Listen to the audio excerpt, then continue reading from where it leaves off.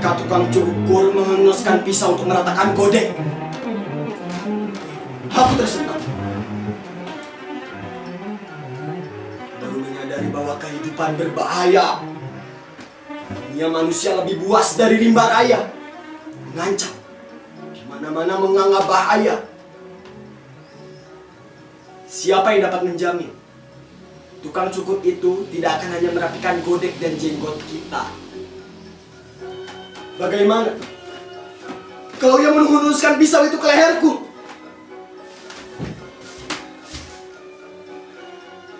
Kita tidak bisa mengambil resiko untuk potong rambut di sembarang tempat, karena berhubungan dengan tukang potong rambut yang tidak dikenal. Setiap saat bisa berarti memotong leher.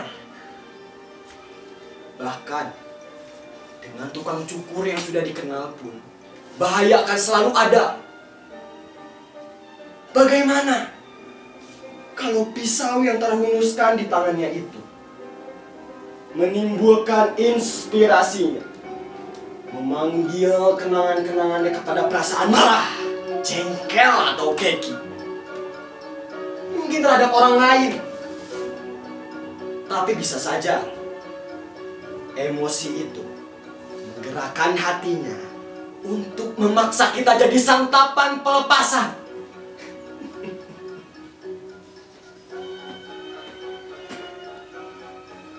Apalagi kalau pernah dengan tidak kita sadari telah melukai perasaannya, tidak menyaut waktu ia menyapa, lupa membayar hutang waktu bercukur yang lalu.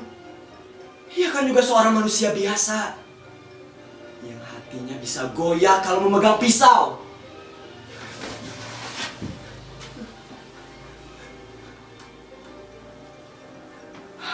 Aku mulai takut dengan pikiran-pikiran seperti itu.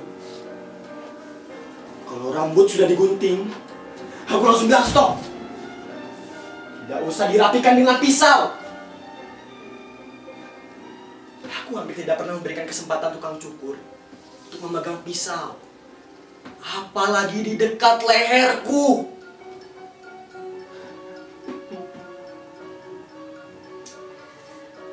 Bukan dari tukang cukur saja, dari setiap sudut 360 derajat memancar ancaman. Di mana-mana bahaya.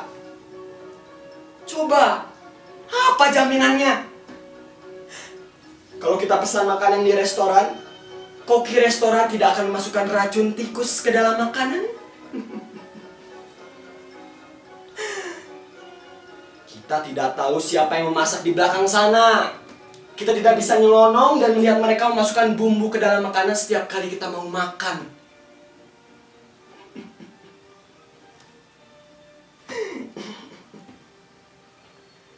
Bisa jadi mereka itu koki-koki gila, seorang pembunuh, atau musuh kita yang sedang menyamar jadi koki. Dengan mudahnya ia memasukkan baygon dan air aki bekas ke dalam makanan, lalu cuci tangan. Kemudian 1-2 jam lagi tubuh kita akan kaku, dilarikan ke gawat darurat, tapi tidak tertolong lagi.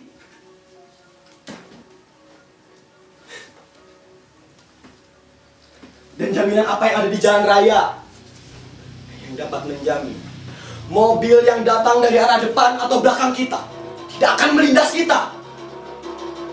Jaminan apa yang dapat kita andalkan? Bus yang kita tumpangi tidak akan dibelokkan oleh supir masuk ke dalam jurang.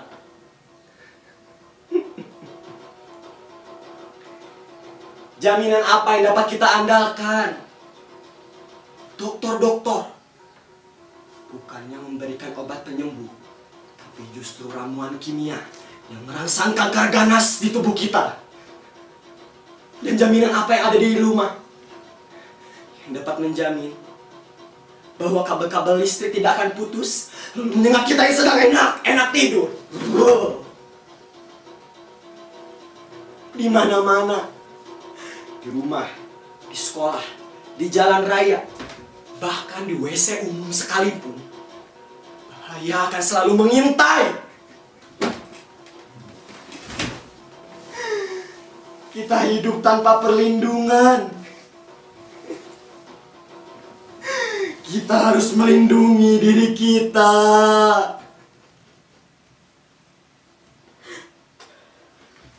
Aku mulai sakit karena pikiran-pikiran itu.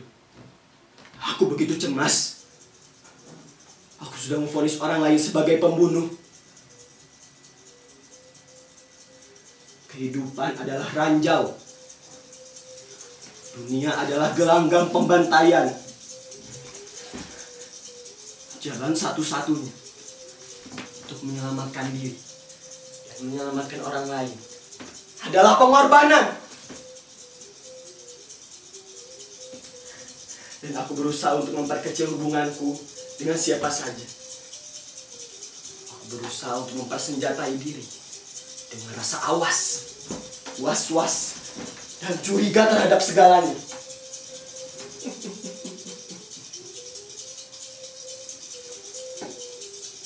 Bahkan aku mencurigai diriku sendiri.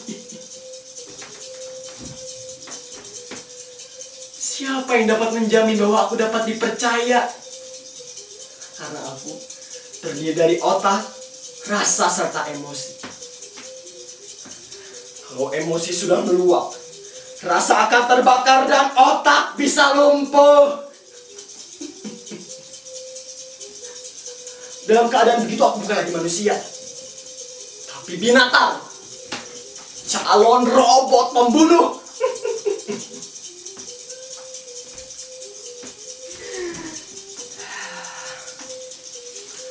Setiap waktu aku dapat menjadi jagal orang lain dalam setiap kesempatan.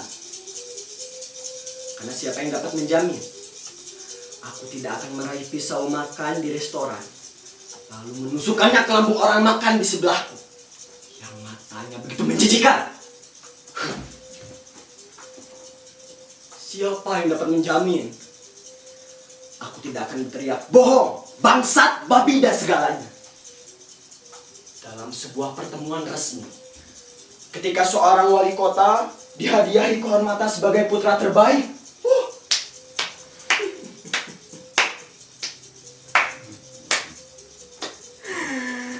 Siapa yang dapat menjamin aku tidak akan meraih pistol di pinggang seorang polisi, lalu menembakkannya ke atas kepala siapa saja yang kebetulan lewat?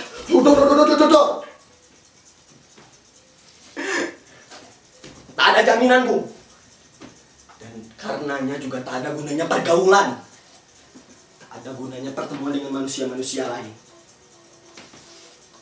Karena itu jelas sudah, kehidupan ini sendiri adalah langkah pertama yang membawa kita ke dalam bahaya.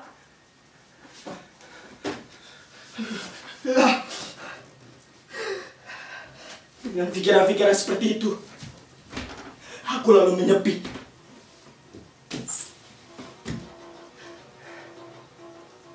Tapi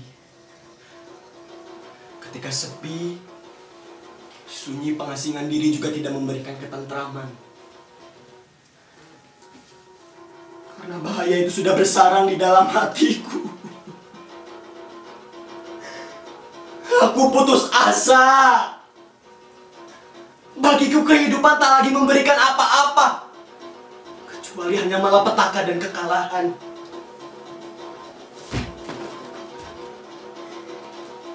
Hidup hanya menunda kekalahan, kata Hairil Anwar.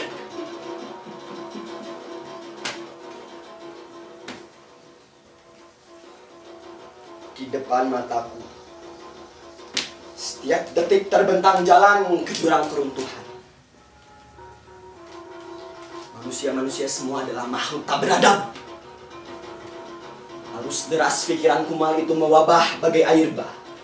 Tak mampu ku tahan, tak bisa ku tolak, tak kuasa ku terima. Akhirnya, karena tak tahan, tak berdaya, tak tertolong, aku ambil jalan pintas. Wah!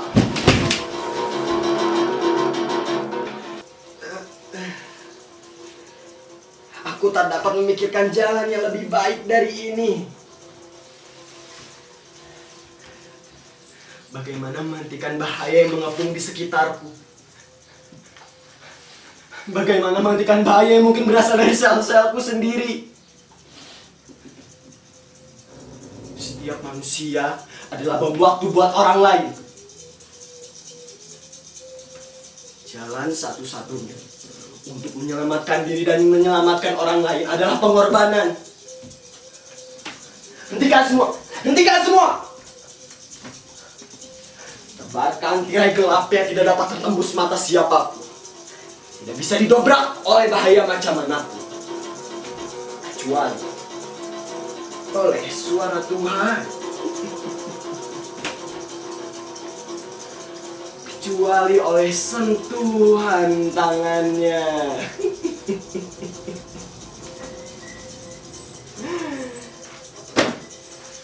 Dengan perhitungan yang amat matang, aku selesaikan semuanya hari ini secara jantan, lengkap, bulat dan tuntas.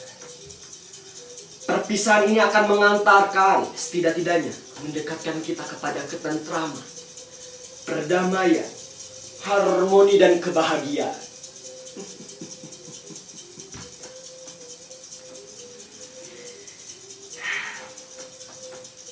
Kalau tidak ada yang mengerti dan mau mengerti, terserah. Aku sudah dianggap sesat karena kemasukan setan, pasrah. Aku dikubur sebagai orang gila dengan pikiran-pikiran busuk yang berbahaya bagi kehidupan. Biarin.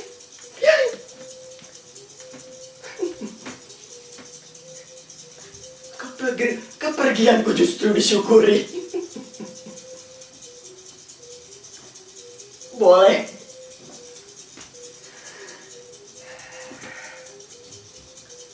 Ada seorang pun yang sedih. Ada seorang pun menerima. Semua mengenangku sebagai musuh. Aku, surat wasiatku, segala sepak terjangku adalah virus ganas. Dalam upacara penguburan, Pak RW berpidato.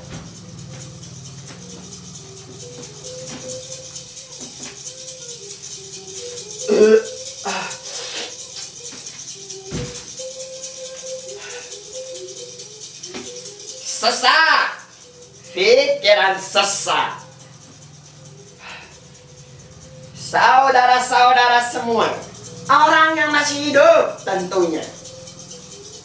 Pikiran-pikiran kotor sedang terbawa angin, memenuhi lapisan udara. Tahan nafas. Itu semua dosa. Terlintas dalam pikiran saja. Semua pikiran memintas itu neraka hukumannya. Ambisi untuk mencampuri rencananya bukan manusia, tapi hanya di atas sana yang boleh menulis sejarah.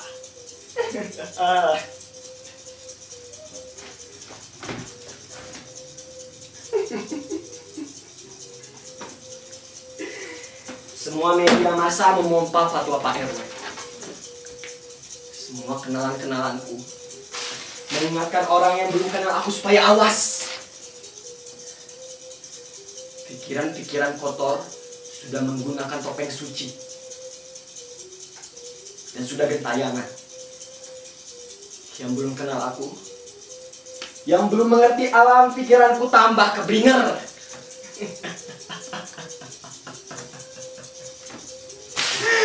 Antemora berantas habis. Antemora berantas habis. Antemora berantas habis. Tapi apa yang dilarang? Apa yang tidak boleh? Biasanya orang selalu suka. Mereka penasaran, ingin tahu, mau mencoba, ingin mencicip. Aku jadi laku. Melarang adalah bumerang. Akhir adalah awal. Semua jungkir balik. Akibat dicekal, pikiranku mengamuk. Gagah, berani, seksi, indah dan bermakna. Kematianku begitu mempesona dan agresif.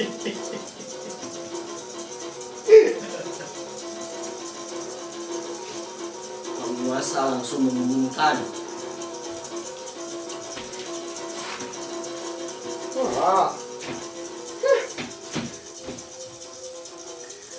Jalan pikiran komunitas yang pendek itu, tak bertanggung jawab, egois, anarkis, provokatif. Untuk mencari kebahagiaan dengan cara gampangan itu dilarang. Tulis Profesor Ong. Bodoh, cukup, asosial, mengandung pesona berbahaya bagi moral, tidak mensyukuri karunia Tuhan, menentang falsafah negara. Teroris itu bukan pahlawan, tapi sakit jiwa. Jangan biarkan dia jadi berhala. Kehidupan tambah berbahaya kalau ngebom semua bahaya.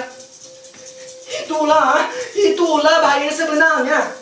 Bukan ancaman bahaya itu sendiri yang sudah difitnahkan.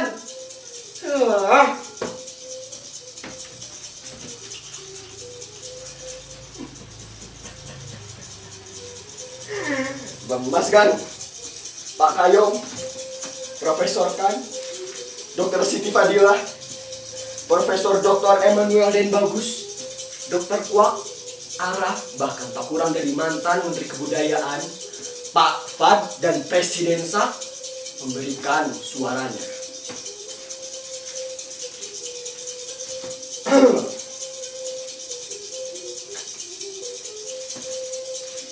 Awas, bunuh kejahatan pikiran itu. Racunnya terus menjalar, setiap saat akan meledak. Dia mengacaukan antara yang ada dan tidak ada. Kikis tuntas, tidak ada kata ampun.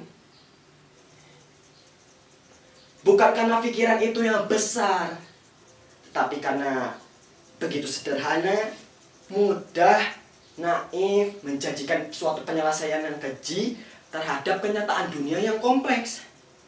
Halalah, waduh, bagaimana mungkin kehidupan yang sudah nyelimet ini bisa diselesaikan dengan satu kalimat tanpa mengundang permusuhan, kebencian, peperangan, pembunuhan. Ancaman-ancaman yang lahir dari berbagai benturan kepentingan panutan dan kelompok etnik bukan saja dari dalam negeri, tetapi juga di seluruh dunia. Itu toh yang disebut dinamika kehidupan, saudara-saudara semua.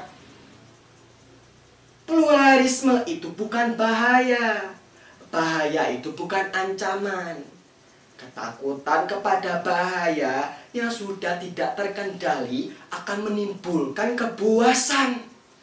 Itu baru bahaya. Itu yang harus dibasmi.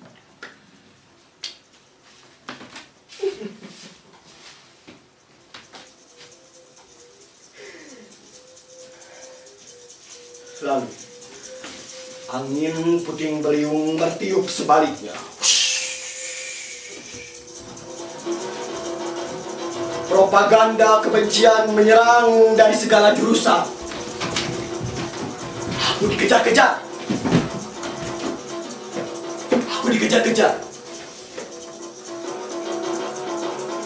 Tapi, dalam pengejaran aku tambah hidup. Dimaki-maki berarti aku dikenal, dihujat, disatroni, disembelih, ditumbuk dan dipreteli sebagai serpihan-serpihan jadi debu. Aku malahan merajalela.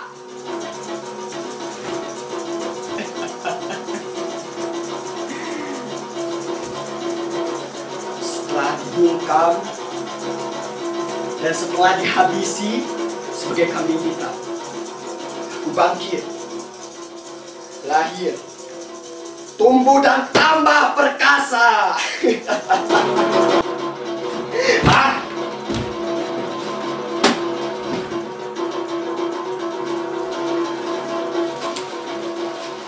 Aku adalah pelajaran bahaya. Aku harus dimengerti untuk memahami apa yang harus dijauhi. Aku buku suci apa yang tabu. Mau tahu siapa yang harus dibunuh? Lihatlah aku. Akulah musuh besar yang harus dibasmi itu. Yang tidak bisa mati tanpa dipahami. Maka cintailah aku. Cintailah aku.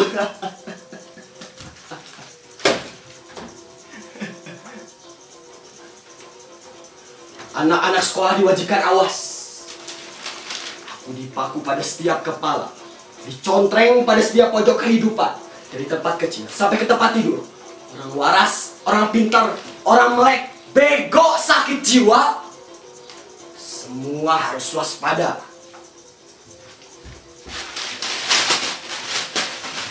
Tahu aku, tahu aku.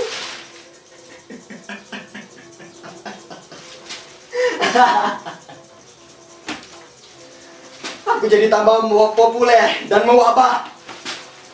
Bangsat yang dilestarikan. Itulah aku, bangsat nih bangsat.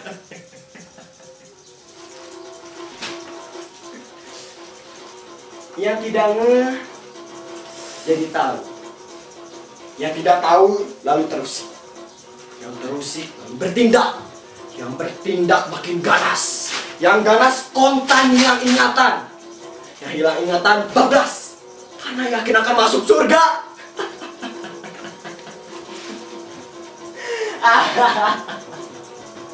Mimpi. Setelah dibungkam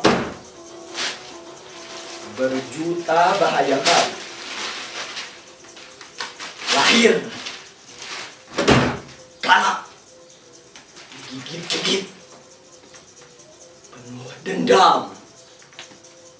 Begitu kamu sadar, mau balik langkah, sudah terlambat. Karena sudah divaksin.